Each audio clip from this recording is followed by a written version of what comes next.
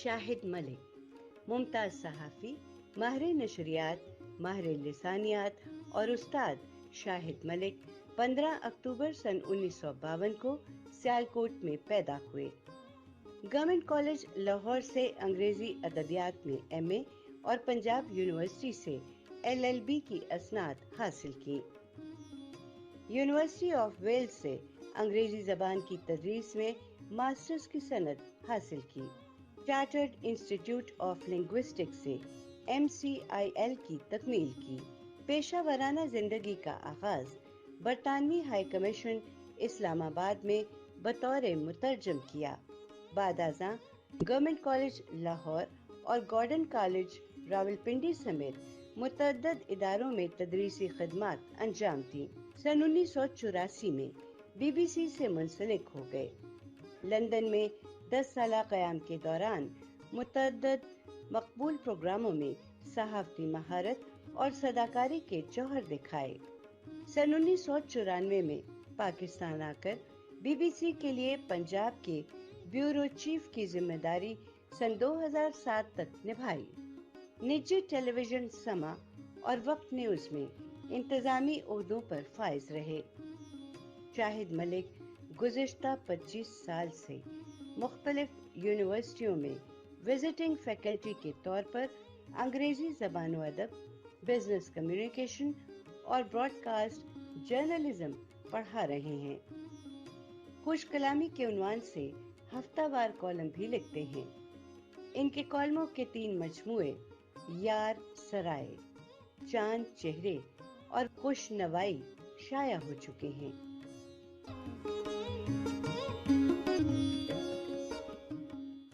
Pakistan television के programme Sadarang में मैं आपका मेज़बान वजाहत मसूद हूँ और आज हम आपके पास हाजिर हुए हैं अपने मुल्क की, अपने शहर की एक बहुत नादरा रोज़गार शख्सियत के साथ।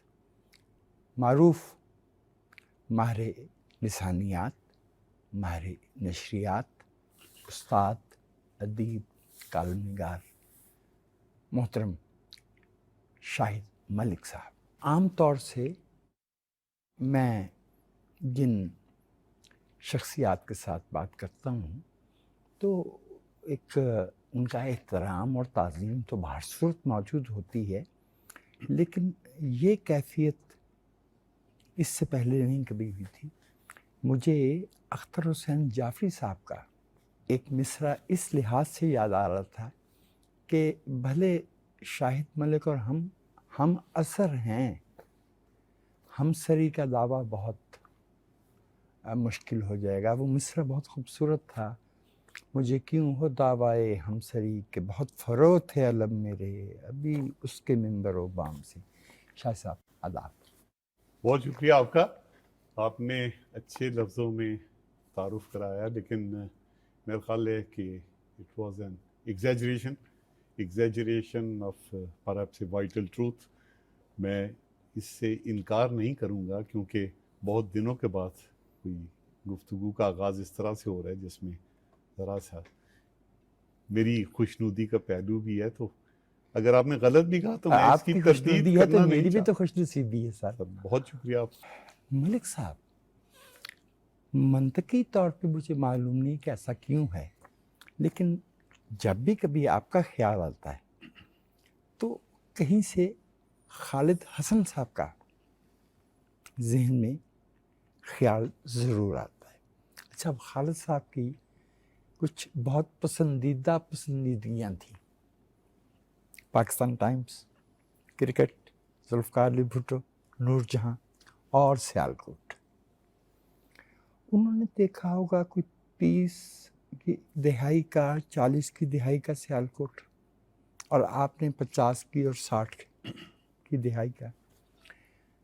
क्या सियालकोट वाकई ऐसा ही खूबसूरत, ऐसा ही मुनज़्ज़म, ऐसा ही मुतवाज़े और मुहज़्ज़ब शहर था जैसा खालिद हसन साहब के तहरीरों में नज़र आता है? मेरे ख्याल में यहाँ एक और बात को नज़रअंदाज नहीं करना चाहिए कि खालिद साहब यहाँ से 1972 में बाहर चले गए थे। इसमें कुछ उनकी अपनी रज़ा भी शामिल थी, कुछ हालात का तकाजा ऐसा था। जहाँ तक मुझे याद पड़ता है, उन्होंने रहमान साहब से मशवरा किया, और वो भुट्टो साहब के प्रेस सेक्रेटरी थे उस जी, ज़माने में। जी, लेकिन फिर कोई ऐसा मामला हुआ कि उनसे पूछा गया कि आप बाहर कहाँ अपनी पोस्टिंग चाहते हैं, तो वो पेरिस चले गए, पहले प्रेस स्ट्रेटेजी के तौर पे। फिर लेटरल एंट्री का जो इम्तहान हुआ उसमें शिरकत की और उसमें वो फर्स्ट आए थे। तो एक तो उनका नॉस्टैल्जिया वैसे ही समझ में आता है, जब आप वतन से दूर होते हैं तो वो चीज़ें जिन्हें आप वतन में होते हुए बाज़ औक़ात याद नहीं करते, जैसे मुझे सियालकोट गए हुए 5-6 साल हो गए हैं, तो मैं उतनी शिद्दत से याद नहीं करता हूँ जितना अगर मैं मुल्क से बाहर होता तो मैं अपनी शिद्दत से याद करता। मुझे याद पड़ता है कि उन्होंने वही किताब जिसका आप हवाला दे रहे थे, रियर व्यू मिरर, जिसमें सियालकोट पे मजमून है, उसमें उन्होंने लिखा था कि सियालकोट कोई बहुत शानदार शहर नहीं था, लेकिन मुझे अल्फाज याद हैं कि it was a highly liveable town. तो पेस स्लो थी लाइफ की, और उनका वैसे भी निनहाली ताल्लुक खालिद साहब का, चूँकि उनकी वालिदा के मामू थे मेरे दादा, तो उनका आना जाना सियालकोट में लगा रहता था पाकिस्तान बनने से पहले भी। बल्कि उन्होंने एक जगह मेरे वालिद का जिक्र करते हुए वो कहते थे कि पा Nazir was the person who actually, जिनकी कंपनी में मुझे पाकिस्तान टाइम्स अखबार पहली दफ़ा देखने का मौका मिला था। तो उनकी यादें और तरह की थी, और ये 46 के इलेक्शन से ज़रा थोड़ा सा बाद की बात है, और मैं जब जम्मू वापस आया, ये लोग जम्मू में रहते थे या जी श्रीनगर हाँ, में रहते जी थे। हाँ, तो एक तो ये है नॉस्टैल्जिया, इस वजह से भी होता है। दूसरे, जैसा मैंने अर्ज़ किया कि उन्हीं के अल्फाज में लिवेबल टाउन तो था, और सन 60-70 की दहाई में भी मुझे कोई बहुत बड़ी काबिल लिहाज तब्दीली जिसे कहना चाहिए वो दिखाई नहीं देती थी, क्योंकि मैं बीए में वहाँ से सियालकोट चला गया था पढ़ने के लिए, यहाँ सुमर मलिक साहब जी, हमारे जी, उस्ताद थे, उनके साथ वक्त गुजरा। तो ज़िंदगी की पेस इतनी तेज़ नहीं थी। छुट्टी के बाद हमारा वक्त Emilia hotel, green cafe, park cafe जो कंटोनमेंट में था, और उसी कंपनी की मिल्कियत थी, गुलाम कादर एंड सन्स, वो GOOLAM, इस तरह से गुलाम कादर लिखा करते थे, और उसके साथ ईटमोर कैफ़े था। तो बहुत सी यादें उम्र के फ़र्क के बावजूद, 18 साल का फ़र्क है, उम्र के फ़र्क के बावजूद बहुत सी हमारी यादें जो हैं वो जी हाँ, उनकी 34 की मुश्तरक हैं पैदाइश थी, इस लिहाज बिल्कुल, से। जी, बिल्कुल, 34 की बिल्कुल, पैदाइश थी। बिल्कुल ऐसी था। वाह! जी आप इब्तदाई तालीम के बाद वाह चले गए। अच्छा, हमें जो यहाँ बैठे हुए जो लोग उस पुठवार के कहना चाहिए रहन-सहन से, फ्लोरा फाउना से, वहाँ के टोपोग्राफी से ऐसे आशना नहीं है, तो हम कहेंगे एक नीम अस्करी, नीम शहरी सा कस्बा होगा। जी लेकिन आपके कालमों में तो मालूम होता है कि वहाँ सिब्ते अली सबा से हटके भी एक बहुत भरपूर तमद्दनी माहौल मौजूद था। कभी आप वहाँ के मुशायरों का जिक्र करते हैं, कभी महफिलों का, कभी मजलिसों का, तो ये क्या? देखिए, वाह मेरा ख्याल है कि पाकिस्तान बनने के बाद जो शहर ही कहना चाहिए उसे, टाउनशिप तो है वो जी, कंटोनमेंट होने के जी, बावजूद, बसाया जाने वाला पहला शहर था। 1949 में लियाकत अली ख़ान साहब ने, जो अव्वलीन वज़ीर आज़म थे और वज़ीर दिफा भी, तो वहाँ फैक्ट्री की का संगे बुनियाद रखा था, तामीरात का काम शुरू हुआ था। तो मेरे वालिद काम करते थे शाहजहाँपुर में आर्मी क्लोथिंग फैक्ट्री में। उस राइट, ज़माने में अपने शहर से इतनी दूर चले गए ये सोच के कि सरकारी मुलाजमत को बड़ी अच्छी चीज़ है। जी हर हाँ, ज़माने का एक ट्रेंड होता है, तो उस जी ज़माने हाँ, का देखे जी लड़का हाँ, देखे नौजवान है, इसको वहाँ नौकरी मिल गई। और जब शुरू में उनकी पोस्टिंग GHQ रावलपिंडी में हुई सिविलियन मुलाजिम के तौर पे, और जब फैक्ट्री बननी शुरू हुई है तो उसके बाद जिन लोगों की का वहाँ पे तबादला हुआ, उनकी तैनाती हुई, तो उनमें वो भी शामिल थे। तो वो मुझे बताया करते थे कि 1951 में पहला मुशायरा उनके बकौल मैंने अपने क्वार्टर पे करवाया था। अब मैं तो उसका यानी शायद नहीं हूँ, मेरी पैदाइश उसके बाद हुई है। और फसाहत हुसैन साहब थे, वो वेलफेयर ऑफिसर थे, उन्होंने सदारत की थी, और उसमें पान वान का और चाय का सब इंतज़ाम मौजूद था। अच्छा, वजह उसकी ये बनी कि जो लोग इंडियन ऑर्डिनेंस फैक्ट्रीज से पाकिस्तान बनने के बाद यहाँ आए, वो मुझे ज़ुबानी याद नहीं है कि कहाँ कहाँ ऑर्डिनेंस फैक्ट्रीज थी, लेकिन डायरेक्टरेट उनकी GHQ दिल्ली में होती थी, और शायद ये सप्लाईज डिपार्टमेंट के मातहत थी या मिनिस्ट्री ऑफ डिफेंस के मातहत थी उस वक्त। बाद में तो मिनिस्ट्री ऑफ डिफेंस के मातहत थी, उस वक्त का मैं कुछ कह नहीं सकता हूँ। लेकिन शाहजहाँपुर में क्लोथिंग फैक्ट्री थी, इसी तरह एक और फैक्ट्री थी जहाँ लेदर का काम होता था, वो भी थी इसी महकमे के मातहत, वो शायद जबलपुर में थी। कानपुर में भी एक फैक्ट्री थी, फिर हैदराबाद दक्कन के पास सिकंदराबाद में भी फैक्ट्री थी।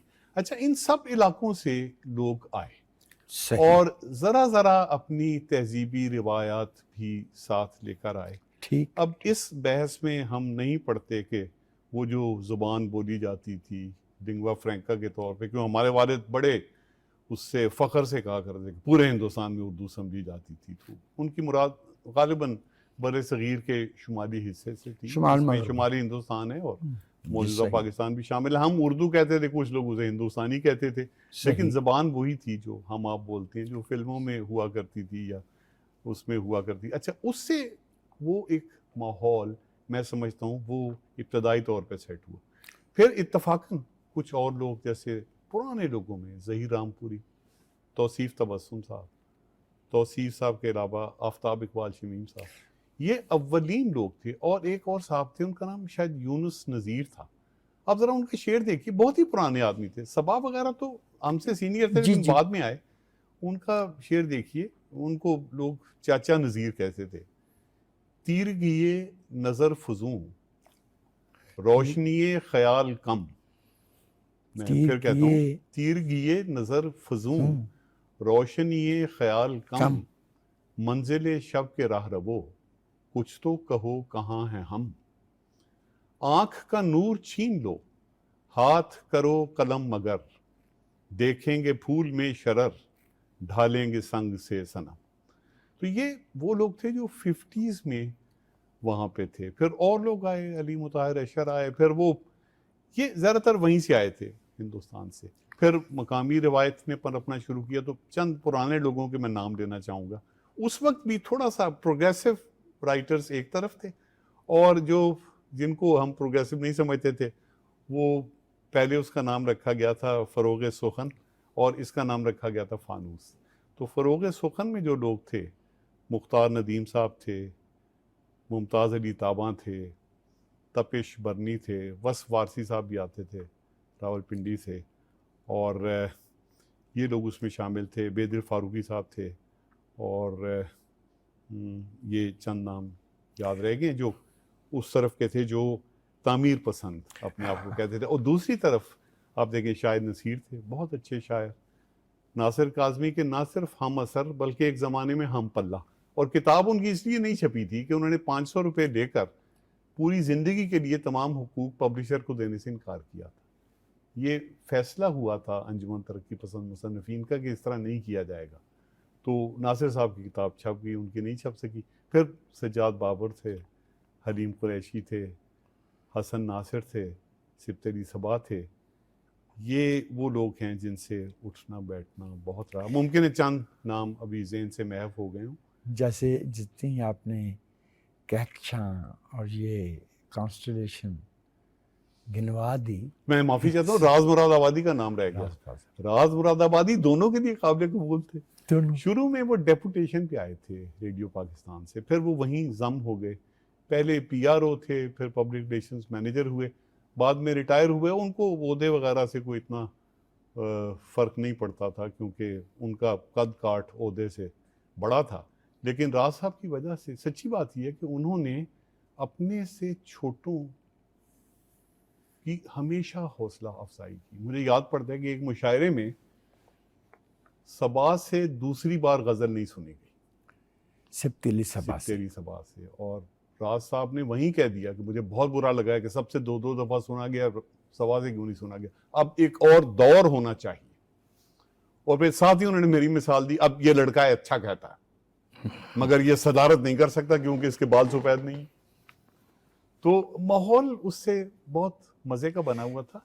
और रकाबत जो थी वो सिर्फ अदबी पहलू से या नज़रियाती पहलू से थी, इंसानी सतह शख्सी नहीं थी, शख्सी नहीं थी, शख्सी इंसानी सतह पे सबकी दोस्तियाँ जितने आपने खूबसूरत नाम गिनवा दिए, मुझे तो मालूम हुआ कि वाह का जिक्र नहीं हो रहा, कि मुजफ्फरनगर सहारनपुर का जिक्र हो रहा, क्योंकि उस सब ऐसा ही है कि बाज़ औक़ात ये लगता था कि ये, मसलन मैंने घरों के अंदर देखा है कि 25वीं हो रही है, जिस तरह से आप खेलती हैं जी ये जी अपना जी ये सीढ़ी और सांप वाला खेल खेलती हैं, लूडो खेलती हैं, 25वीं हो रही है, ये 25 ये 25 हमारे प्यारे मियाँ मारेगा, प्यारे मियाँ मारेगा। यानी मुझे लगता था कि ये छोटा सा क्वार्टर एक छोटे से शाहजहांपुर में तब्दील हो गया, इतना मज़ेदार वहाँ था। अच्छा, और मकामी रंग भी उसमें आ रहा था आहिस्ता आहिस्ता। मसलन चचा सिकंदर जो अब्बा के बहुत ही करीबी दोस्त थे, वो जाहिर है कि वो शाहजहांपुर की उर्दू भी ज़रा और तरह की, रोहेलखंड की, अबे यहाँ आओ तुम्हारी हेटी तो नहीं हो जाएगी, हम टंकी कने रहते हैं, तो ज़रा सी वोकैबलरी मुख्तलिफ थी, लेकिन मकामी रंग भी उनके ऊपर छा रहा था। साढ़े को लासा के खासा, फिर दोबारा आसा कितने वैसा, ये भी उनके ऊपर ये भी हो रहा था। और ये बहुत बहुत मज़े का, यानी गंगा जमनी और उसके साथ ये दुआबा रचना और चज, इसके असरात भी वहाँ आपको नजर आ, पूरे पाकिस्तान के लोग भी जमा हो गए थे। तो उस लिहाज से कॉस्मोपॉलिटन शहर, आप आज के लिहाज से मिनी इस्लामाबाद कह लें, लेकिन इस्लामाबाद में तो और तबकात के, बालाई तबकात के लोग बड़ी तादाद में आ गए। वहाँ इस तरह से नहीं था, सभी मिडिल क्लास या वर्किंग क्लास के लोग थे। मगर बतौर शायर, बतौर दानिश्वर, आपकी जो कदर कीमत थी उसका इससे कोई ताल्लुक नहीं था कि आपका ग्रेड क्या है। यानी एक दफ़ा उन्होंने अशर साहब को मुझसे पहले पढ़वाने की कोशिश की, यूएफ संजवाल में मुशारफ, मैं खड़ा हो गया और मैंने माइक, अशर साहब एहतजाज करते रहे, मैंने माइक पे जाके कहा कि अशर साहब मुझसे पहले पढ़ें, और सिर्फ इसलिए कि उनकी तनख्वाह मुझसे कम है, मुझे ये गवारा नहीं। और इत्तेफाक ये है कि वो यौम मई का मुशायरा था और मैंने वो ज़रा जोश से नज़म पढ़ी और आखिरी बनता कि इसको पहचान, इसका कहरो जलाल मजहरे शान किरदगार भी है, वाह, इसकी वहशत से खौफ खा के इसे नज़्म कुदरत पे इख्तियार भी है, इसका झंडा, क्या ज़रा मैं रुका, सामीन की तरफ देखा, इसका झंडा फलक मकाम करें, आके मजदूर को सलाम करें। बाद में कुछ सीनियर अफसरों ने थोड़ा सा ये भी कहा कि आपके अब्बा तो इस तरह नहीं है। मैंने कहा ये मेरा मामला है, अब्बा का मामला नहीं। और कुछ जनरेशन गैप भी तो होता है, हाँ, नेचुरल है। ग्रेजुएशन के लिए आप जिला इस्लामिया कॉलेज सियालकोट आए, चूँकि वहाँ में ग्रेजुएट कॉलेज नहीं था। अच्छा, अब वहाँ कॉलेज में तो जो मामला थे, एक शख्सियत ज़मूरद मलिक साहब की जी, मुझे महसूस हुआ अपनी नियाज़मंदी के एक तवील अरसे में कि ज़मूरद मलिक ने आपकी शख्सियत को संवारने में, फाइन ट्यून करने में बड़ा किरदार अदा किया। हाँ, और नीम शौरी तौर पे मुझे महसूस नहीं होता था कि कुछ सिखाया पढ़ाया। किताब की दुनिया का आदमी, और मौत का मरहला भी किताबों ही में तय किया। कुछ ज़रा हमें बताइए ज़मूरद मलिक साहब के बारे में, क्योंकि अब 75 में उनका इंतकाल हुआ है, अब वो 50 साल FA कर दिया नवाज जी जी। और हमारा पहला बैच था वाह के कॉलेज में। वाह के कॉलेज का नाम ही CB साइंस इंटर कॉलेज था, कैंटोनमेंट बोर्ड जी, वो कैंटोनमेंट बोर्ड का था और वहाँ सिर्फ साइंस की तालीम दी जाती। सही। हम पहले अव्वलीन तालिब इल्म थे जो वहाँ आर्ट्स की क्लास में, ह्यूमैनिटीज़ में दाखिल हुए, और वहाँ फुली फ्लैश्ड एक प्रिंसिपल, रिटायर्ड स्क्वाड्रन लीडर थे, खुदा बख्शे, मोहम्मद हुसैन चौधरी। अव्वल तो ये हुआ कि एडमिशन लेते हुए कि कौन से सब्जेक्ट लिए जाएँ, तो उन्होंने मेरे वालिद से कहा कि इसका जो आप बता रहे हैं कि कैडेट कॉलेज में गया और एक हफ्ते के बाद छोड़ के वापस आ गया अपने स्कूल में, इसको आप साइंस में डाल के ज़ाया कर देंगे। तो ज़ाया अगर आदमी ने होना ही है तो अपनी मर्ज़ी से ज़ाया हो। अब FA के बाद वाह में PA की तालीम या BSc की तालीम का बंदोबस्त नहीं था, तो अब 2-3 ऑप्शंस थी। एक तो ये कि हर रोज़ पिंडी सरकारी बसें जाती थी, स्टूडेंट्स उसमें जाते थे, कुछ पॉलीटेक्निक जाते थे स्टूडेंट पढ़ने के लिए, और कुछ लोग जो बीए बीएससी करने वाले थे या एफएससी प्री मेडिकल के जो स्टूडेंट थे, क्योंकि प्री मेडिकल क्लास भी यहाँ नहीं थी, वो भी बसों में जाते थे, लड़कियों के लिए भी इंतज़ाम था। तो इन्होंने कहा वहाँ जाएगा, टाइम बड़ा ज़ाया होगा आने जाने में, क्यों ना अब्बा जी के पास सियालकोट भेज। अच्छा, अब दादा के पास जी। तो सियालकोट गए तो मार्क्स बहुत अच्छे थे, वो रिवाज था कि मार्क्स अच्छे आने चाहिए, ठीक है। तो पहले गए मरे कॉलेज में, क्योंकि वो फैज साहब का कॉलेज था, अमीन मुगल का कॉलेज था, खालिद हसन का कॉलेज था। सियालकोट का नाम सुनते ही लोग पूछा करते थे कि आप मरे कॉलेज में पढ़ते हैं जी। तो वहाँ डॉक्टर एफ.एस. खैरुल्ला प्रिंसिपल थे, और पॉलिसी ये थी कि जो just walk into his office. आप वहाँ गए, थोड़ी देर में प्रिंसिपल साहब आ गए, हाथों को चौक मला हुआ था, पोइट्री की क्लास लेकर आए थे। तो मैंने कहा जी मेरे इतने मार्क्स हैं और मैं यहाँ दाखिल होना चाहता हूँ। तो उन्होंने कहा कि I am sorry, I can't help you at the moment because we don't have political science classes, we don't have a teacher right now, you will have to wait till next year. I said okay. इस दौरान में मेरे फूफा ने नाम लिया था कि दाखिल होना है तो जिना इस्लामिया में जाओ। वो अव्वल दर्जे का इदारा था, वो ज़रा उसके मुकाबले में दोम दर्जे का था। तो बीच में ट्रेन की लाइन थी, रेलवे लाइन पार की तो एक दीवार की दूरी है कफस, तोड़ सकते तो चमन में होते, बाकी अब कहने लगे बड़ा अच्छा है। फूफा भी साथ थे, तो वो गए जनाब कॉलेज में। तो अब हम कैंटीन में दाखिल हुए जी। बकौल खालिद हसन वही जगह थी जहाँ ज़ुमरत को तलाश करना चाहिए था, वो उनके हम जमात भी थे। अब वहाँ गए, कैंटीन का बाहर का दरवाज़ा बंद है धूप को रोकने के लिए, और सब्ज रंग का फर्नीचर है। वहाँ बैठे हुए इत्मीनान से, आगे गोल मेज़ है, एक लकड़ी की कुर्सी पे बैठे हुए, 3-4 कुर्सियाँ खाली पड़ी, और कैवेंडर सिगरेट पीते थे। बकौल खालिद साहब के जब सिजर्स, जिसको कैंची कहते थे, मिलना बंद हो गया तो उन्होंने कैवेंडर शुरू कर दिया और गीला करके पीते थे। 35-36 बरस के होंगे तब। मेरा ख्याल है कि वो सन 30 की पैदाइश थी, तो तब he must have been 39। Yes. तो 39 साल के होंगे। सही। और उन्होंने क्रीम कलर या ऑफ वाइट कह लें आप, उस तरह की बुशर्ट पहनी हुई थी और काली पतलून। सही। अच्छा, अब वहाँ जो गए हैं तो मियाँ अमीन साहब ने कहा कि नहीं जी ज़ुमरा साहब ये शाहिद साहब हैं। तो ज़ुमरा साहब ने अमीन साहब से तो बहुत उठ के हाथ मिलाया, हाथ लंबा करके मिलाते तो कभी कभी मिलाते थे, तब हाथ मिलाने का हालांकि रिवाज बहुत था, कभी ख़ास मौक़ों पे मिलाते थे। तो मेरे साथ मिला, कहने लगे बैठे। तो उन्होंने कहा इसकी बड़ी अच्छी फर्स्ट क्लास है, तो इसको इसलिए लाए हैं कि इसका हाथ आपके हाथ में दे दिया जाए। तो ज़ुमरा साहब ने पहली बात ये कही कि भाई माइंड ना करना, मैं फर्स्ट डिविजनर्स के खिलाफ प्रेजुडिस्ड हूँ, बिकॉज बाई माई रेकनिंग, अंग्रेजी में उन्होंने कहा कि they are generally stupid at the bottom, तो इसलिए मैं आपका टेस्ट लूँगा। और वेटर से कहा कि कागज़ और कलम लाओ, उसने देर लगा दी कि नहीं चलो ज़ुबानी दे देता हूँ। तो 3 जुमले उन्होंने कहे, अपनी कमीज़ के बटन बंद करो, इसकी इंग्लिश करो, मैंने बता दी। तुम उसे किस हद तक जानते हो, इसकी इंग्लिश बताओ।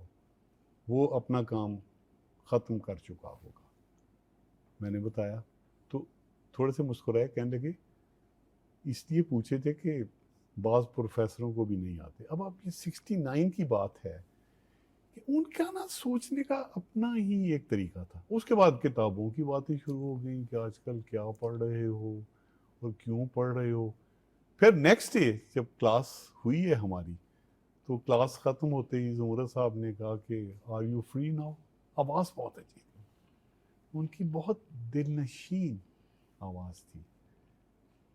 ये फिर मैं खालिद हसन का हवाला दूंगा कि वो उनकी गुफ्तगू का जिक्र करते उन्होंने एक जगह कि he was very Chinese, you know, from that angle he was very Chinese. बहुत ही शाइस्ता आवाज़ थी उनकी, एक खुश अखलाक और शाइस्ता नफीस इंसान की आवाज़ थी, बनावट का उसमें पहलू कोई नहीं था। तो कहने लगे चलो फिर चल के चाय पीते। फिर वो जब चाय पी तो उसमें विल ड्यूरांट का भी जिक्र हुआ, वो ज़रा बाद में हुआ, पहले फ्रॉइड का हुआ, फिर यूंग का हुआ, फिर मार्क्स का हुआ, फिर वो जो यूरोपियन पॉलिटिकल हिस्ट्री जिन्होंने पढ़ी है, हिस्ट्री ऑफ यूरोपियन फिलॉसफी पढ़ी हुई है, उनके बड़े बड़े नामों का जिक्र, और इस तरह से नहीं जैसे कुछ सिखाया जा रहा है या लेक्चर मुसल्लत किया जा रहा है, नहीं, दोस्ताना तरीके से बराबरी की सतह पे। आप समझ लें ज़रा सा सीनियर जूनियर का जैसे ताल्लुक होता है, तो फिर हर रोज़ ही हमने वहाँ बैठ, अच्छा हाँ, फिर पंजाबी का जिक्र हुआ, वो कहने लगे दिलीप कौर टिवाना और बलवंत गार्गी और ये सब इनके नाम आए। एक दिन हमने कहा कि फिर गुरमुखी हमें सिखा दीजिएगा इन तानों का, कहने अभी सिखा देते हैं। तो उन्होंने ऐसे जोड़े बनाए, यानी जैसे यूं पी का बनाया तो थे, धे, खे सारे उसी से शो कर दिए। फिर दूसरा दायरा बनाया, फिर उससे मिलते जुलते एक कागज पे उन्होंने करके, और उस अगले दिन 2 किताबें भी ला दी कि इनको ट्रांसक्राइब करना शुरू कर दो। तो वो जो रिसाले में लिखा होता है ना बच्चों के, खेल खेल में साइंस, तो इस तरह हमें महसूस ही नहीं होता था। लेकिन बाद में अब जब मैं देखता हूँ तो मुझे लगता है कि मेरे वर्ल्ड व्यू पे उस शख्स के दुनिया के साथ अटैच और डिटैच होने के रवैयों की जो एक दरमियानी कैफियत है, वाह वाह वाह वाह, उसका मेरे ऊपर असर हुआ है। अल्हम्दुलिल्लाह फिर उनके बच्चों से भी मेल जोल रहा।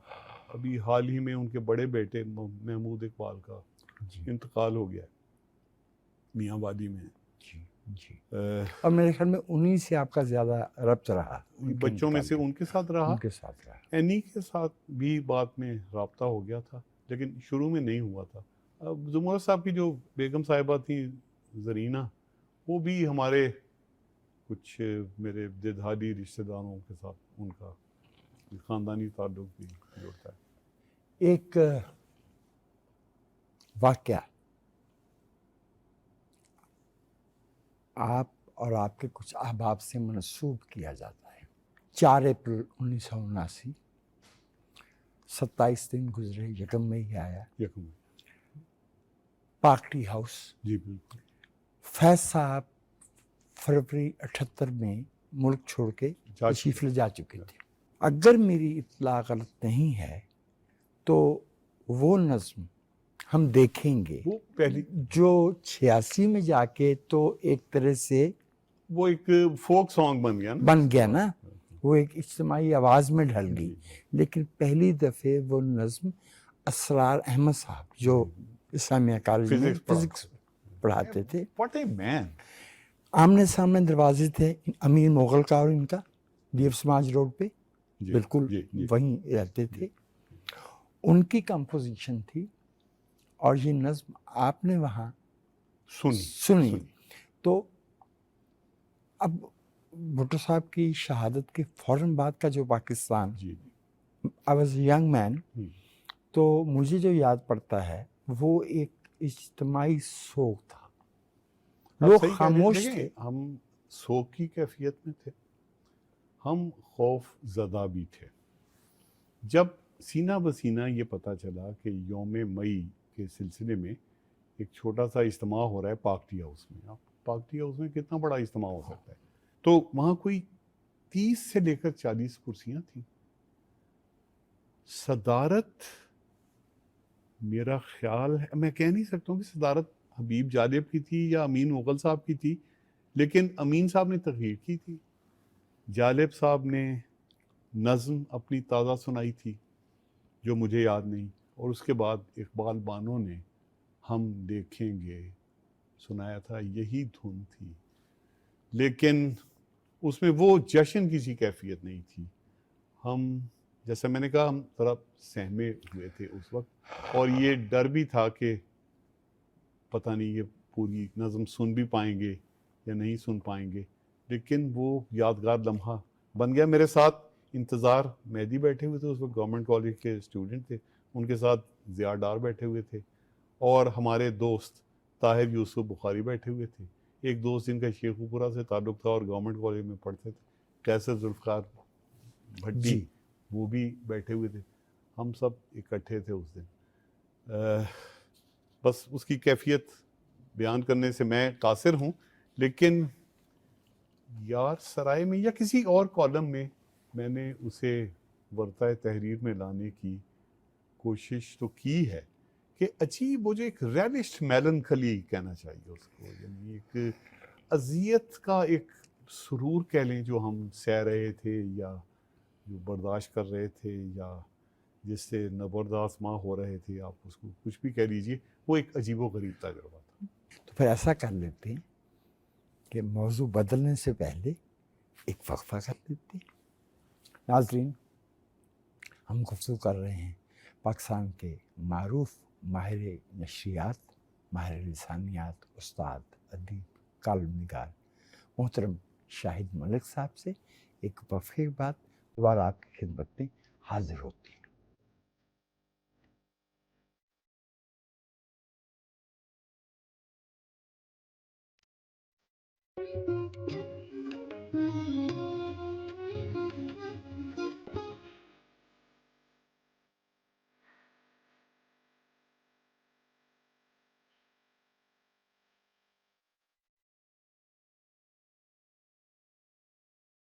पाकिस्तान टेलीविज़न के प्रोग्राम सदरंग में मैं आपको एक वक्फे के बाद दोबारा खुश आमदीद कहता हूँ और हम गुफ्तगू कर रहे हैं मोहतरम शाहिद मलिक साहब के साथ। शाहिद साहब, आपने अपनी अमली ज़िंदगी का आगाज़ पाकिस्तान में ब्रिटिश हाई कमीशन में इंटरप्रेटर, मुतरजम के तौर पे किया और फिर बाद में आपको एक तवील अरसा BBC के रेफरेंस से बरतानिया में काम का तजुर्बा रहा। तो ये जो पाकिस्तान में रहते हुए जो तजुर्बा हासिल किया था, ये वहाँ काम आया बुश हाउस में? बहुत काम आया। एक तो ये है कि हमारे एक दोस्त के कॉल के मुताबिक जिस तरह आम तौर पे आप पे वालिदैन का असर पड़ता है या जो इब्तदाई ज़िंदगी के असातिज़ा थे, बाद की ज़िंदगी के असातिज़ा का भी पड़ता है, किसी न किसी उस्ताद का असर पड़ता है, तो वो कहते हैं कि किसी मुलाजमत का आगाज़ करना या किसी प्रोफेशन से वाबस्ता होना, उसमें कौन आपका बॉस है, उसका असर भी वालिदैन से या उस्ताद के असर से कम नहीं होता। सही फरमाया। तो दो लिहाज से मैं बात करूँगा। आप जिस जाविये से पूछना चाहते थे उस जाविये को नज़रअंदाज नहीं किया जाएगा, लेकिन मज़े की बात ये थी कि MA का इम्तहान दिया था और हमारा ख्याल था कि पिंडी में 1-1 रुपये 2-2 रुपये का पुराना नावल बिकता था सदर में, वो लाएंगे और पलंग के साथ यूँ सहारा लेकर तो वो किताबें पढ़ेंगे। एक हफ्ता अभी किताबें पढ़ी थी कि पाकिस्तान टाइम्स अखबार में क्लासिफाइड एडवर्टीजमेंट के खाने में एक देखा छोटा सा कि इंटरप्रेटर चाहिए, उनको इंटरप्रेटर की ज़रूरत चाहिए। अच्छा, मेरा ख्याल है ये बड़ी को हाई प्रोफाइल नौकरी होगी, वो पता नहीं किन लोगों के इंटरव्यूज़ जो हैं वो कंडक्ट करने में मैं मदद करूँगा। अब जब वहाँ गए तो मालूम हुआ कि इमिग्रेशन सेक्शन में हम 18 इंटरप्रेटर थे, 18 ही इमिग्रेशन ऑफिसर थे, लेकिन हर रोज़ नए आदमी के साथ आपकी ड्यूटी लगती थी। मतलब आज अगर स्टूडेंट्स पे लगी हुई है तो कल बिजनेस विजिटर्स पे लगी हुई है। मगर ज़्यादा जो मैं कह रहा था कि मैं दो लिहाज से बात करूँगा, जो मेरा वर्ल्ड व्यू तब्दील हुआ, ज़बान के बारे में भी मेरे नज़रियात बहुत तब्दील हुए कि एक ज़बान में चीज़ें साख्त करने का एक तरीका होता है, लिसानी तमद्दुन कह लें। दूसरी ज़ुबान में वो चीज़ें आप उस तरह साख्त ही नहीं करेंगे, शायद आप कंसीव भी नहीं करेंगे। तो ये वो ज़माना है जब मंगला डैम की वजह से बेघर होने वाली फैमिलीज़ ने जाके हस्बैंड को या फादर को ज्वाइन करना शुरू किया बरतानिया में, क्योंकि 62, 63, 64 के ज़माने में वहाँ से लोग गए थे मीरपुर के इलाके से। और आपको पता है कि वहाँ जो झील बनी वो उनके बुजुर्गों की हड्डियों का सदका है, पूरा शहर उसमें आ गया। तो उसमें मसाजिद भी थी, मकबरे भी थे, लेकिन उनको कंपनसेशन मिली और किसी ने जहाज़ 2-4 चार्टर करवाए और वो ले गया। तो अब बीवी बच्चे उनके वहाँ पे नहीं थी, वो यहाँ पे थे। तो अब जब उनकी हालत ज़रा बेहतर हो गई तो सोचा गया कि बीवी भी आ जाए, बच्चे भी आ जाए। तो हम लोग जब इंटरव्यू लेते थे और अंग्रेज़ी से उर्दू या अंग्रेज़ी से पंजाबी या पोठवारी में, तो उसमें ये तय करना पड़ता था कि भाई ये इन्हीं के बच्चे हैं, किसी और के बच्चे तो नहीं, क्योंकि इस तरह के भी वाक़यात हो जाते थे। तब मेरा जो वर्ल्ड व्यू चेंज हुआ है वो इस तरह से कि when did you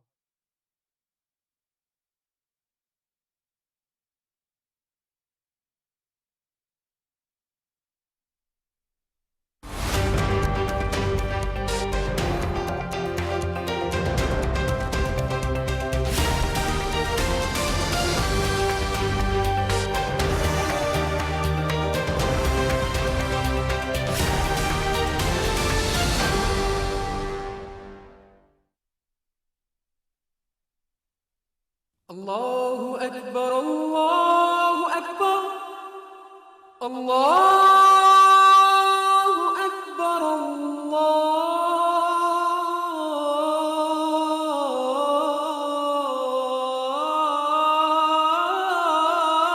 Akbar. अशहदु Allah इलाहा इल्लल्लाह,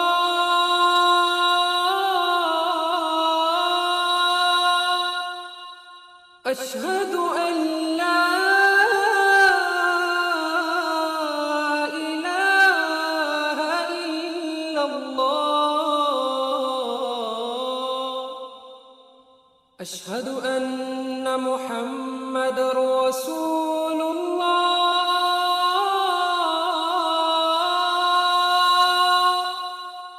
अशहदु अन्ना मुहम्मदर रसूलुल्लाह। हय्य अलस सलाह,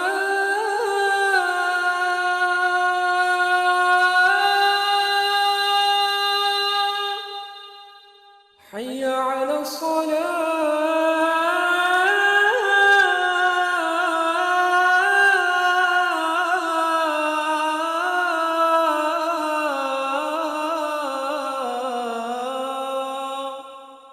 हय्य अलल फलाह,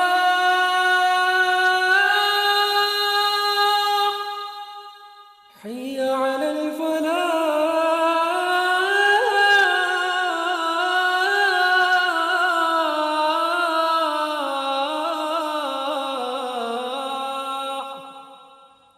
अल्लाहु अकबर, अल्लाहु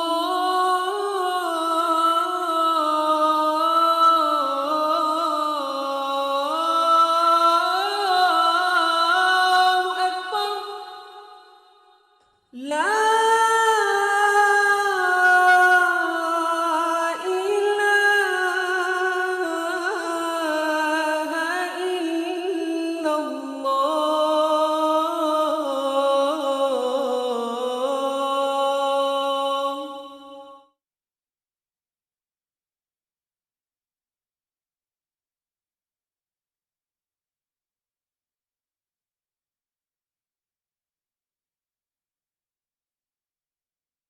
उसके अपने बिल्कुल खेल ही तमाशे थे।